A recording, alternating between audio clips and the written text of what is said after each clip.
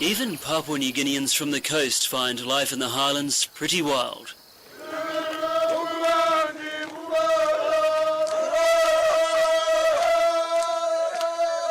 Up here, tribal rivalry is still played out in traditional fashion. Tribes continue to fight over land and women, and each killing provokes another. Time people fight on battlefield, people kill them and die, or send them or sample man in die, people cut them all. Now, same time long people sample in die on battlefield, all chip knife now. Time all come cut them all. People cut them, middle them all die.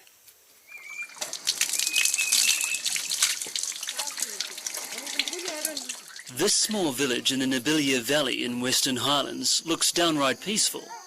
However, this gentle atmosphere is not what it seems.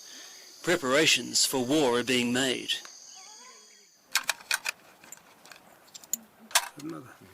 Tribal warrior Moses Kauga bought this weapon to fight a neighbouring tribe. He's training these men to use the gun in case he's killed. Yeah, all killing man, mibla, get up now. Sim gun now, mibla sim gun, mibla fight one them gun. Now mibla shoot them all, plenty all die. Now all shoot them mibla, plenty mibla die. Mibla fight go come. While tribal fighting still continues here, the way in which it's played out has changed dramatically over the years. The bows and arrows have been replaced by illegal, high-powered rifles. They are surprisingly easy to get hold of, and the police can't or won't do anything about it. The Ilka, Ukupa, Kuwa and the Kulga tribes have been fighting for more than 30 years. Tembon Win is one of the few remaining elders who took part in the early conflict. He tells me the fight started over a woman. About 600 people have died in the battle since.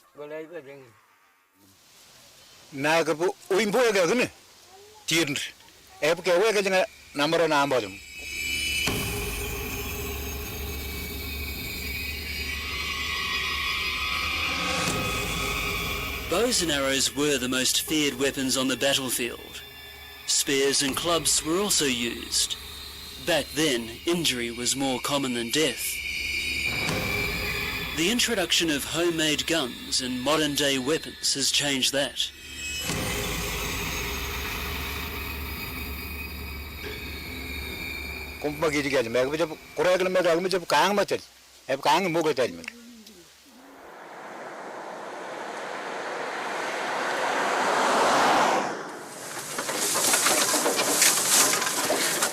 To find Tembon Win's enemy, you only have to take a short drive.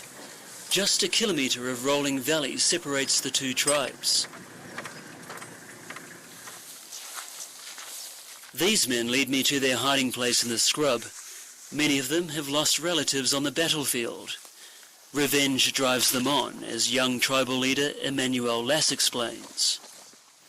You ask me saying that, why can't you stop?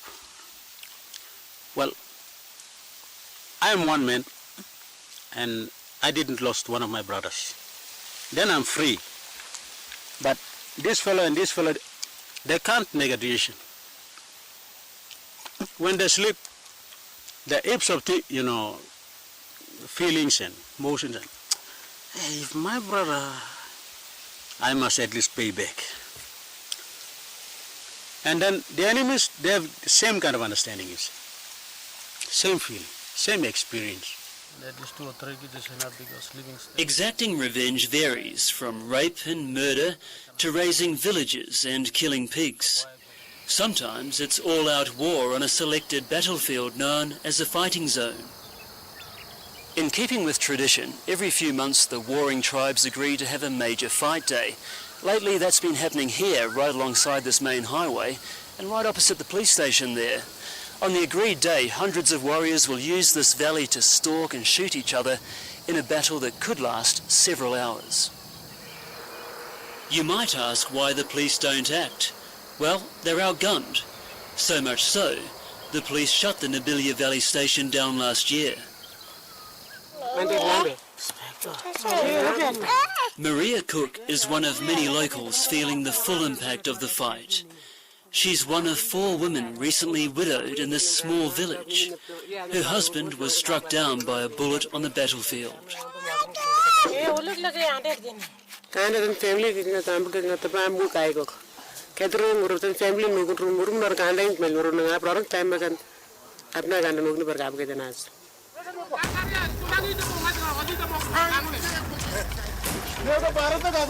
Violence is not restricted to the battlefield. Young men, heavily armed, high on marijuana or betel nut in beer, harass passing motorists.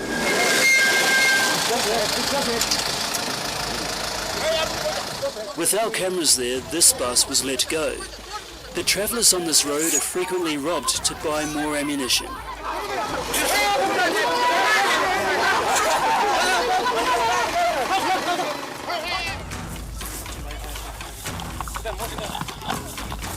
On other occasions, these men work as mercenaries, hiring themselves out to other warring tribes, and they were keen to show off their fighting skills. Like all Aramon, or all give money, or all give Mary, or Canasum, Aramon, also corner. Fight one the morning. Bengal will finish the fight now, or come back when the money, or Mary, or Karampe. The PNG Highlands are awash with illegal guns. M16s and the Australian-made self-loading rifle are the weapons of choice. Since the 1970s, Papua New Guinea security forces have received 7,500 rifles from the Australian government.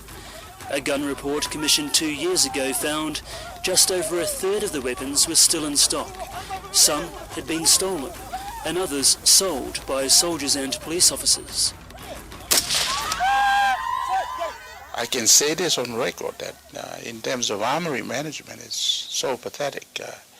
So over the last couple of years, both disciplinary organizations lost a fair bit of their firearms. And some of their firearms are popping up in the hands of our citizens. And most of them, you'll find them in the Highlands, and they're used extensively in tribal conflicts.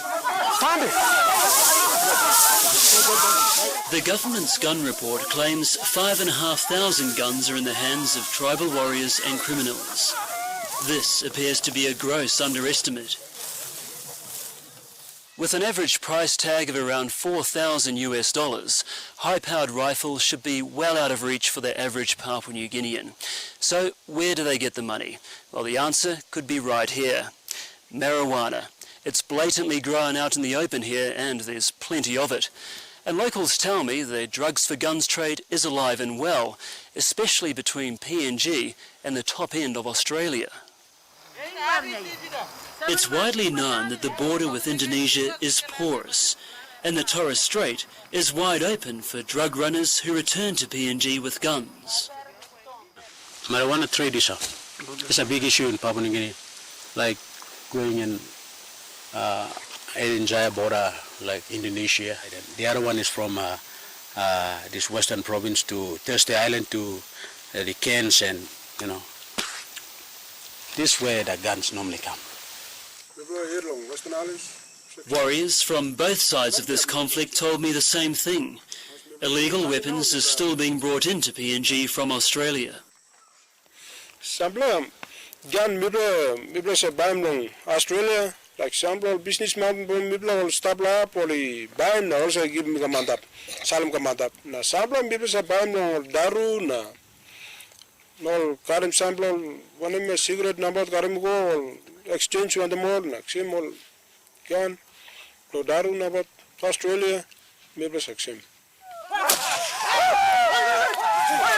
The Papua New Guinea government says it hasn't investigated the drugs for guns trade between PNG and Australia. As a Highlander himself, Justice Minister Bide Kimasopa admits PNG has a guns crisis.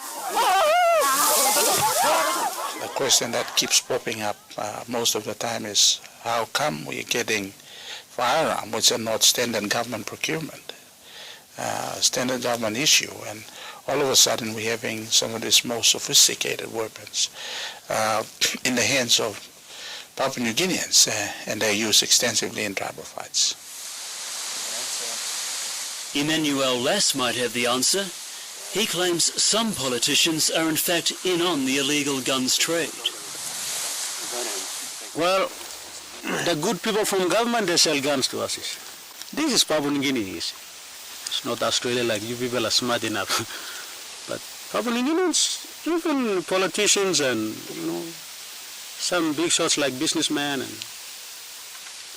they get those guns in the cheapest way, and then they sell it to us big money, and then they make profit out of it, and then they go back. Emmanuel Lass says politicians sell guns for two reasons: to make money and to win re-election by intimidating voters. Don't give a vote to this fellow.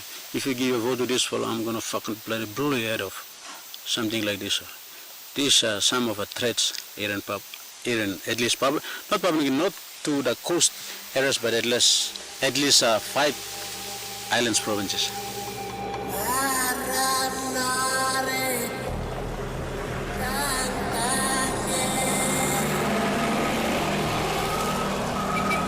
There's been little reference to PNG's gun culture in the lead up to the current national elections. Tribal fighting is viewed by the government as a cultural issue, not one of law and order.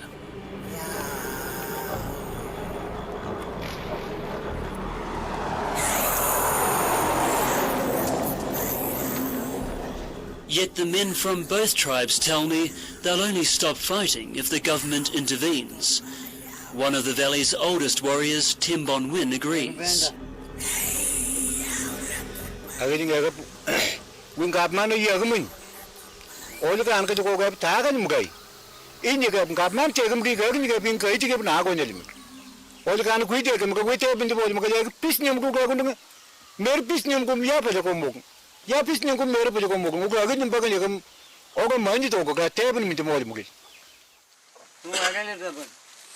Timbon Win doubts if he'll live to see the end of a conflict which has spanned 3 generations.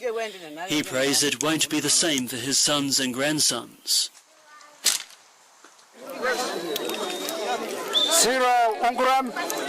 With polling well underway, there's plenty of promises being made to return services to the region which were withdrawn because of the violence. Schools, health clinics and police stations have closed.